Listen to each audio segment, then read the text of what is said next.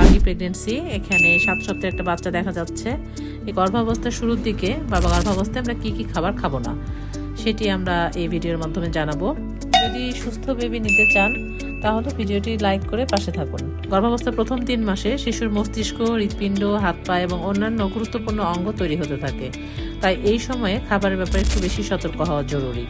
যেমন আমরা যেসব খাবার খাবো না সেগুলোর মধ্যে আছে কাঁচা বা আধা সেদ্ধ ডিম খাবো না, কারণ এতে সালমোনেলা সংক্রমণের ঝুঁকি বাড়ায়। সালমোনেলা হলো একটি ব্যাকটেরিয়া। কাঁচা বা আধা সেদ্ধ মাংসও খাবো না, কারণ এতে টক্সোপ্লাজমা ও অন্যান্য জীবাণুর সংক্রমণের ঝুঁকি থাকে।